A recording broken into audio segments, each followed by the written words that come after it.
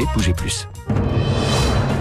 La matinale de Radio Classique avec David Abiker. Et avec Guillaume Tabar pour l'éditorial avec le Figaro. Bonjour Guillaume. Bonjour David. L'Assemblée nationale a voté la suppression des zones à faible émission. Est-ce que c'est la mort de ce dispositif écologique voulu par le gouvernement ?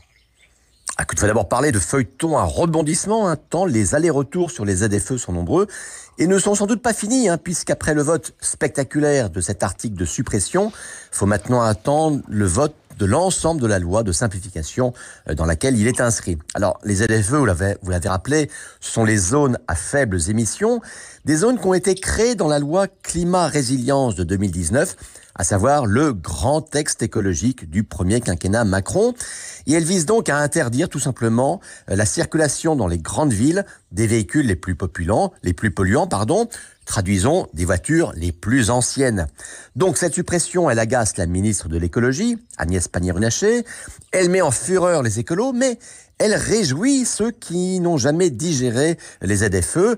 Et parmi eux, l'écrivain Alexandre Jardin, la figure emblématique de ce combat, qui s'est réjoui hier d'une victoire des gueux. Mais s'agit-il d'une victoire des gueux, comme il le dit, ou d'une défaite de l'écologie ?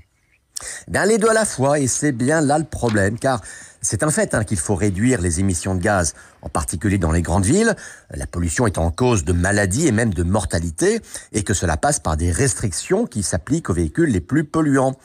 Mais c'est un fait également que les propriétaires de ces véhicules appartiennent aux catégories les moins aisées.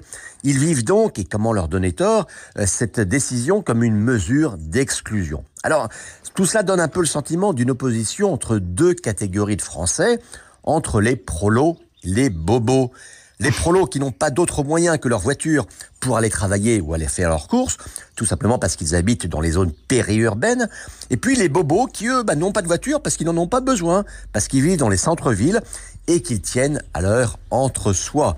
Et voyez-vous, le sentiment de relégation des premiers, à travers ces fameuses ZFE, vient de ce qu'ils se sentent regardés comme d'affreux populistes par des gentils progressistes.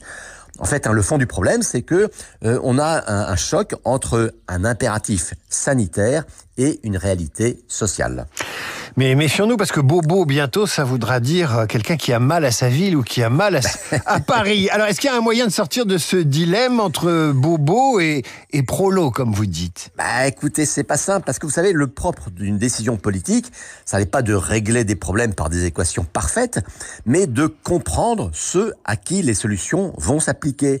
Vous savez, quand il y a quelques jours, la ministre de l'écologie avait répondu à propos de ces fameuses ZFE, de toute façon, les pauvres, ils n'ont pas de voiture, c'était au mieux, pour être gentil, une maladresse qui a durci les clivages. Alors, avec l'interdiction brute des voitures dans les ZFE, les conducteurs concernés se sont sentis désignés comme des boucs émissaires. Or, pour convaincre, il vaut toujours mieux expliquer que culpabiliser. Et ceux qui dénoncent la suppression brutale des ZFE, doivent comprendre que leur réaction tout aussi brutale n'était peut-être pas la meilleure méthode. L'éditorial de Guillaume Tabar, que vous retrouvez en vidéo sur lefigaro.fr.